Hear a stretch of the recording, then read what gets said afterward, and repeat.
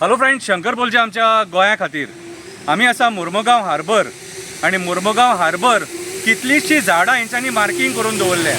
In future जर ही झाडां मारली जाल्यार हो कोळसो जो आहा न्हू हो डायरेक्ट तुमच्या घरांनी वयतलो आणि घरांनी येवन तुमच्या पोटान वयतलो, लंग्सांनी वयतलो आणि दुयेंसां दितलो. सो आयज काळाची गरज आसा आमी हेचो निशेध करपाक जावं भायर सरोन, कित्याक ह्या झाडांनी आमकां संरक्षण दिल्लेलें आसा. आमकां ही झाडां राखतात कितें. आणि म्हाका जाल्यार दिसता हे राजकारणी आहात न्हू, ह्या सगळ्या नाटकांचेर कमिशन खातात, ह्या कोळशाचे बिशाचे बीन. कितें करूंक उठले तें म्हाका खबर ना. एक बारीकशी कविता बरयल्या. कवितेचें नांव जावन आसा कोळशाचे कमिशन. पैसे कमवण्याच्या आशेने तो आला होता. पैशासाठी खूप लालची होता. खूप श्रीमंत व्हायचं त्याचं स्वप्न होतं. राजकारणातून त्याला पैसा कमवायचा होता. त्याला कोणी जवळ करत नव्हते. म्हणून तो काही लोकांना फिल्सू बारमध्ये घेऊन जात होता. शिणाणे खा, माणके खा, लॉलीपॉप खा, चणक खा, चिकन खा म्हणत होता.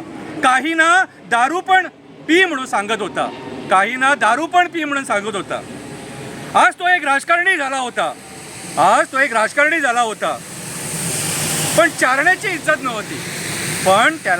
चारण्याची इज्जत नव्हती आणि कोणी किंमत देत नव्हता. ज्या पक्षाने वर काढला त्याचा विश्वासघात केला होता. पैशाच्या आशेपायी प्रामाणिक लोकांचा घात केला होता. आपल्याच लोकांना तो कोळशाचा रोग देत होता. स्वतः दूर कुठे फ्लॅटमध्ये राहत होता आणि कोळशाचं कमिशन खात होता. परवा नाही त्याला कोण मरतो की उरतो. आमच्या लोकांच्या जीवावर आपलं घर भरत होता. आता एका तो कोळशाचं कमिशन कसा खात होता. पणजीत एका सोन्या चांदीच्या दुकानात जात होता. तेथे सोने खरेदी करत होता आणि पॅक करत होता आणि निघून जात होता. आणि मग कॉन्ट्रॅक्टर येत होता आणि बिल पे करत होता. तो कॉन्ट्रॅक्टर येऊन बिल पे करत होता आणि तो पण निघून जात होता. मग हा परत येत होता आणि सोनं घेऊन जात होता. अशा तऱ्हेने नवी टेक्नॉलॉजी वापरत होता. कमिशनची नवी टेक्नॉलॉजी वापरत होता. मला एक प्रश्न पडतो, हे सोन्याचे दागिने तो कोणाला देत होता? त्याच्यासाठी वडाभोवती 7 फेरे मारले तिला, की जिने 7 फ्लॅटमधून 1 फ्लॅट घेतला होता तिला? पण काही म्हणा, आज पहिल्या आमदारासारखा तो वागत होता.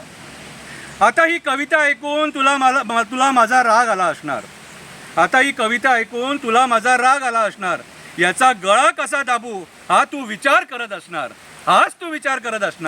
कविता सुंदर आहे, कोणावरती टीका नाही आहे. एक कविता आहे. देव बरं करू.